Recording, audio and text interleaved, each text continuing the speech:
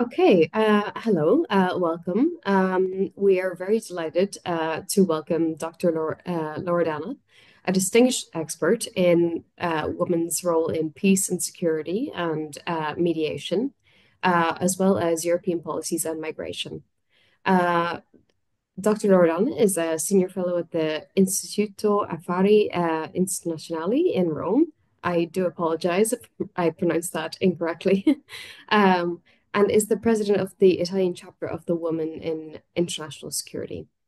She also leads the Mediterranean Women Mediators Network, an initiative launched by the Italian Ministry of Foreign Affairs in 2017. So we're very, very happy to have you here. Okay, so let's get right Thank you in. so much. Great, Very happy to be here. great. It's lovely to have you. Let's get right into the questions. Okay, so the first one we have is considering the particular of the ongoing effects of Ukraine and the Middle East, do you think that the women, peace, and security agenda is being sidelined of more in favor of more traditional approaches? So first of all, thank you very much for this conversation and thank you for the question. I think it's a very good one. I would say that definitely now there is more focus on hard security or on security seen in a more traditional way, as you said. There's also more focus on how to manage conflicts once Mhm. they are already, there, rather than focusing on human security or on the prevention of conflicts. And at the same time, the women, peace and security is not really integrated. So again, it's often seen and perceived as a separated issue, as you said, is in a way sidelined. And this again is a huge mistake because I believe that we cannot discuss conflicts. We cannot discuss how to solve crisis without considering the role women can and should play. We cannot relegate the role of women to the periphery. This cannot be separated from the crises that need to be addressed. On the contrary, I believe that each policies adopted should take this into consideration. And I bring you here the example of Ukraine. So every time we think about Ukraine and what is going on in Ukraine, we should also acknowledge the role women must play, for instance, in any future dialogues, in any future negotiations, but also in the relief and recovery efforts, as well as we need, of course, to document and address all the conflict-related sexual violence and all the related pressing challenges affecting women as such. So a discussion on Ukraine should not be separated from a discussion on advancing the progress for women, should not be separated from a discussion on women, peace and security. Is not a separate issue. And this is true for Ukraine, but this is true also for other conflicts often overlooked or forgotten, such as Yemen, such as Sudan. And now I'm looking at Syria. Syria is entering a new phase where definitely there should be efforts to include women in all the diplomatic and peace and political processes, in all they should play a crucial role also in defining the transitional process. There is also another issue which I would like to bring to the discussion, and I think it's very relevant when it comes to your question. When we talk about women in conflicts, we often see women as victims. And this is happening again. This is true. Of course, according, for instance, to the latest Women, Peace and Security report of the UN Secretary General, we know that today more than 600 million women and girls live in conflict-affected areas. And this represents an increase of 50% since 2017. So it's really, a very, very increasingly bad situation. We know that women and girls' lives are disproportionately affected by conflicts and crises because conflicts and crises are exposing them to greater threats, including sexual violence and rape. But at the same time, all these experiences are also excluding those women from the platforms, from the discussions, from the decision-making processes. So we know that security crises are not gender neutral, and definitely women are victims. And again, if we look at practical examples, if we think about Ukraine, we all have in mind the horror of Busha, all cases of rape used as a weapon, as a war weapon. If I look, for instance, if I look at Gaza, we know that since October 2023, nearly 70% of the verified dead cases are women and children. But again, I think that focusing only on the role on women as victims is a mistake, because in the end we know that we should focus also on women's participation, because when women are able to overcome those structural barriers to their participation, they are in a unique position to contribute to sustainable solution and enhance peace and security. We have data, we have research proving that this is happening. So, for instance, the United Nations research has shown us that women's participation increases the probability, first of all, to reach an agreement, and secondly, that the agreement is going to last more, so it's a more sustainable agreement. Why is that? The reason is very obvious, because you are including since the beginning all the needs, all the ambitions of all the society. So since the beginning, women are there and can bring a different perspective around the table.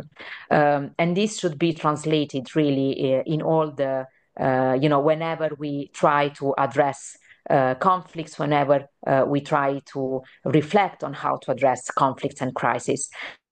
Again, if we look at Ukraine, we know that women are playing a very important role in different manners, from frontline soldiers to unofficial ambassadors in the international arena. They are playing an important role to protect their own country, and they are trying to play a role for the future. But it's essential that this is recognized, and this is also translated then in all the different, phases of the processes. So I'm looking at the recovery, I'm looking at future dialogues, etc. If we look at Syria, I was telling you, it's really important that that the role of women is translated in, the capacity of women, the ability of women to really have an impact on the definition of the transitional phase.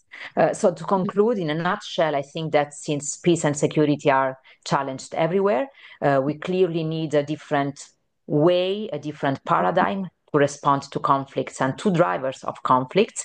And this means that we definitely need to integrate more women in the response to conflict, and that we really need to rely on the full agency of women leaders in order to come up with sustainable solutions and in the end to forge a lasting peace. Well, thank you very much, Loredana, for your very informative answer, and in particular for mentioning, I would say, the issue, the very relevant topic of sexual violence in conflict context. In particular, I mean, considering, for instance, how sexual violence is being used as a tool of war in the ongoing conflicts that you are also talking about, do you think that the international community, through frameworks such as the WPS agenda, is able actually to hold the countries accountable for the denial of human rights? Again, very good question, also very difficult one. Yeah. So I think that definitely we should ensure a better protection of victims of conflicts and strengthen the legal frameworks to hold perpetrators accountable for their actions. And this is, of course, very much related to sexual violence against women and girls in conflict situations, where, as I was saying, women are, disproportionately affected by crisis and conflicts and are the first victims of those conflicts. But this is also related to the backlash we are experiencing when it comes to gender equality in many countries. And I have here in mind what is happening in Afghanistan, where women are erased from the society. In all these cases, I think that the Women, Peace and Security Agenda is a very powerful instrument because it's there and can be leveraged by other states, can be leveraged by organization, can be leveraged by civil society. So it's a very important milestone that we have in our path towards more gender, a more equal and peaceful world. It's not enough. So we know that the agenda was adopted 25 years ago. And as I was saying, it's a milestone because for the first time, it clearly recognizes that women are affected in a different way by conflicts, but also it recognizes the role women can play as actor of change, stressing the need for their participation. So definitely since the adoption, significant progress has been made. I mean, we have a legal and normative framework in place. We have this agenda was translated in instruments and practices also at a national level. It is very much interconnected with some other resolutions and frameworks on the topic. So in the end, we have a whole system, of legal normative frameworks, political practices, and instruments and commitments which we can leverage in order to hold accountable the member states which decided to take some specific commitments. At the same time, we know that the implementation of the Women, Peace and Security has yet to fulfill its potential. So not all the commitments, are reflected in the reality. And as I was saying, this year we are celebrating the 25th anniversary of the Women, Peace and Security Agenda. And I think it will be a very important opportunity to start a serious reflection on what is missing and what we should still do in order to, really concretely implement the Women, Peace and Security Agenda. And of course, this is very much related to your question. So it's also about, holding accountable who is member states or, individuals who are still, abusing the human rights, generally speaking, but perpetrators of gender and sexual violence, etc. But from my experience, and I can report this, I think that there are also two main issues which need to be addressed and are still in a way are not implemented as they should be. The first one is in terms of participation. So it's really about numbers. Women are at decision-making level are still, missing, underrepresented, undervalued. And this is, there is a persistent gender gap. So this is about women in conflicts, in peace processes, in decision-making, but it's, in a way, it's reflecting a persistent gender gap, which is, present worldwide and is estimated to close in 130 years. So definitely there's a lot to do there in terms of participation, looking at women, considering women as agents of change. And the second issue is also about recognition. I mean, whenever we say that women are not there around the table, probably we are not reflecting the whole picture. So women are not really absent, rather they are often invisible. So their work is often neglected. So we should start recognizing really what, for instance, women peace builders, women mediators are doing, often in informal settings, at grassroots level, creating the premises for peace, working in terms of resilience, building bridges and connections. This should be recognized and then reflected also in the formal space. So there should be more connection between what happens in the informal space and the institutional level. So if we really want to move from commitments to the implementation of the Women, Peace and Security Agenda in order to leverage the agenda in all these different aspects, what we really need is, first of all, the political willingness.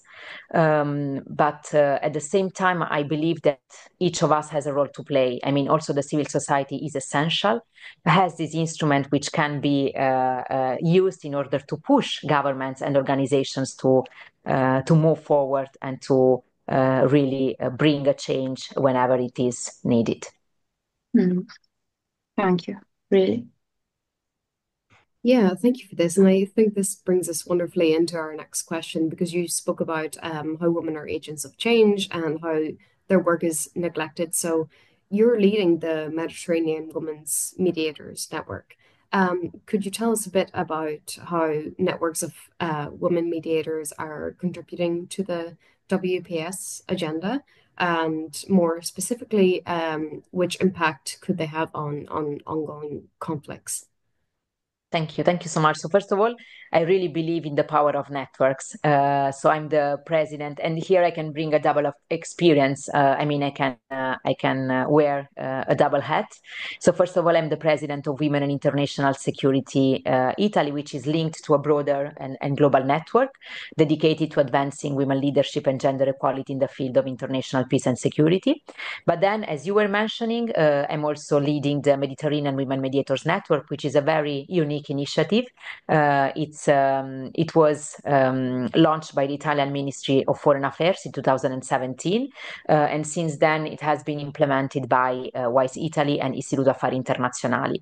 So I think it's an initiative which clearly recognizes the role women can play for the stability and for a sustainable peace in the Mediterranean region, which, as you know, is definitely a priority for our country, and not only for our country. And I think it's a very good example, showing us how networks of women mediators can be a concrete instrument contributing to advance the women, peace and security agenda. We are not the only one. We've been part of a momentum, so other networks have been created all over the world. Now 6 networks are part of a global alliance, so bringing them together, and we were one of the founding members. But then again, this experience is serving as a model for other similar experience, for instance, in the Pacific or in South America.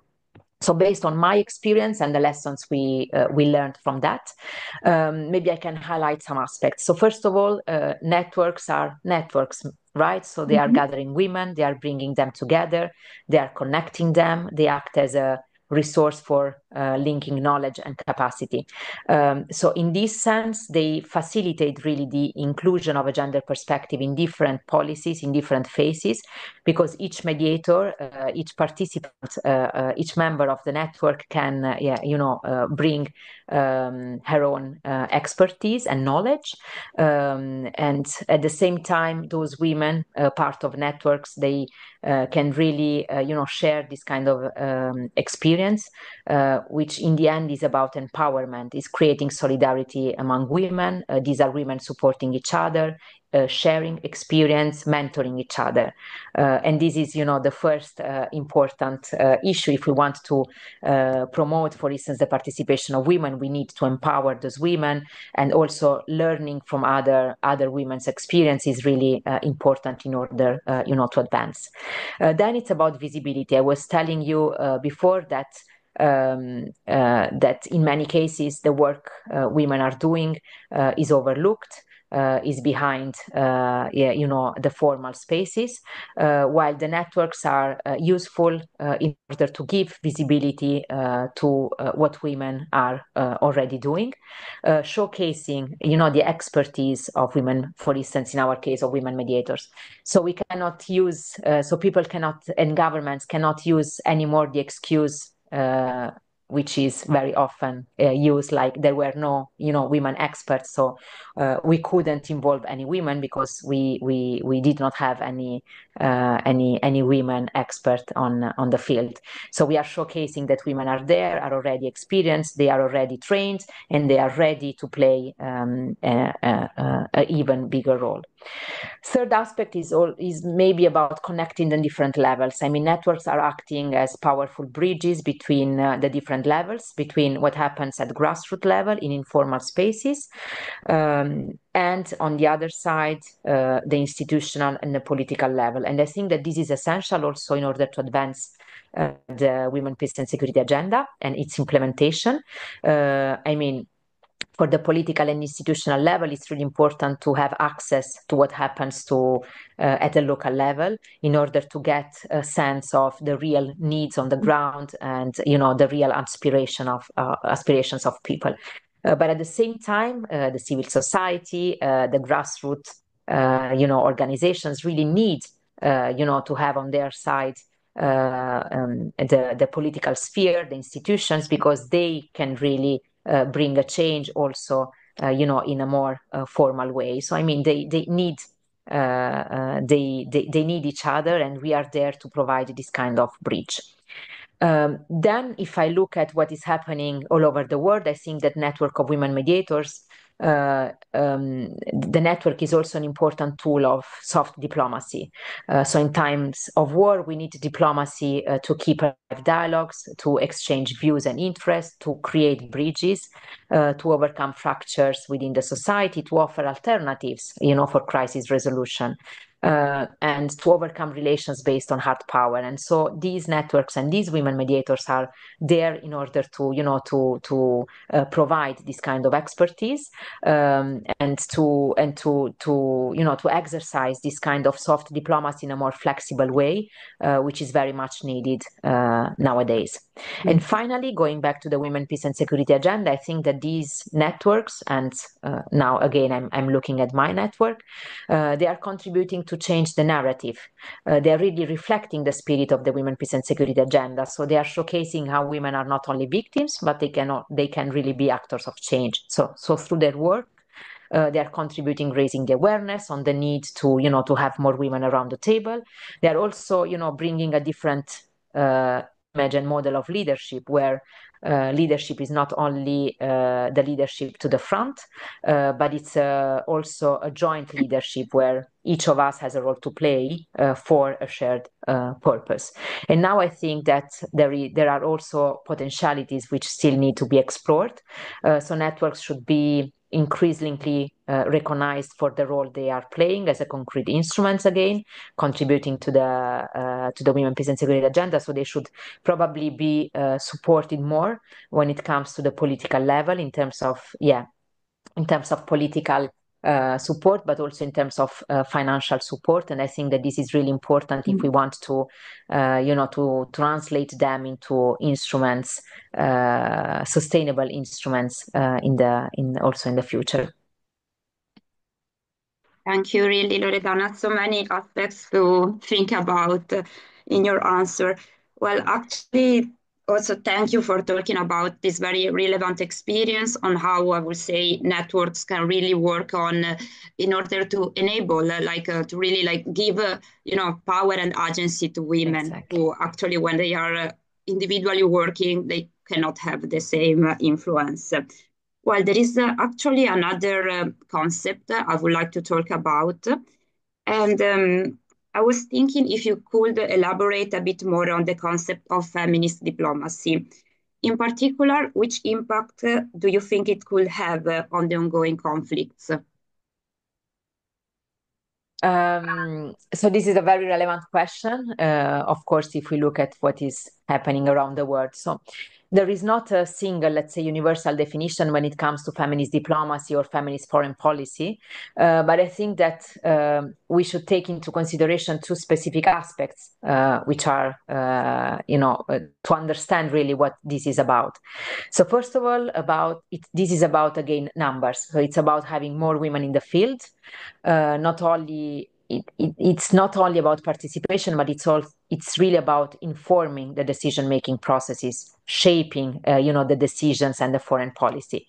And this is a very important issue because women are still underrepresented and undervalued in politics, in decision-making processes in our region, but also worldwide, notably in the foreign policy and international security, which means that we really need more women, first of all, as diplomats, as peace negotiators, as mediators, as ministers of foreign affairs, as permanent representatives. And we are still not there. So, for instance, in the last Women, Peace and Security report of the UN Secretary General, we know that in 2023, women represented only 9.6% of peace negotiators globally and 13.7%, of mediators. But this is reflecting a wider picture of inequality and underrepresentation. So globally, women represented 13% of defense ministers, around 12% of ministers for foreign affairs, 21% of ambassadors and permanent representatives. And also in our country, Italy, we are around 24, I think, percent of, ambassadors and diplomats. So again, this is not just an issue of gender equality or democracy. It really means that we are missing an opportunity to bring in the perspectives of women, and women are not able to have less opportunities to inform the processes and the decisions to shape policies because they are simply not there. They are not in the right place, let's say. The second aspect, which is related to the feminist diplomacy, is about integrating a gender perspective in foreign policy and in all the policies which are related to that. So integrating a gender perspective whenever we need to take a decision, whenever we need to shape a policy, whenever we need to, to create international relations. So understand how wearing different lenses, understand how this is having an impact, a different impact on women, but also see women's contribution, how we can leverage, women's contribution as a catalyst for change. And integrating, a gender perspective is really an exercise we should do since the beginning, whenever we have in mind, whenever we shape policies. And I can give you a couple of very concrete examples. This is very relevant when it comes, for instance, to climate change. We know that women are disproportionately affected by climate change and all the challenges coming from climate change. So, for instance, it is estimated that 80% of people displaced by climate change are women. According to the Foresight analysis of UN Women, under a worst case scenario in 2050, there will be an additional 158 million women and girls who will be pushed into poverty because of climate crisis. So definitely we need to assess, climate change and climate crisis also in terms understanding the impact of women.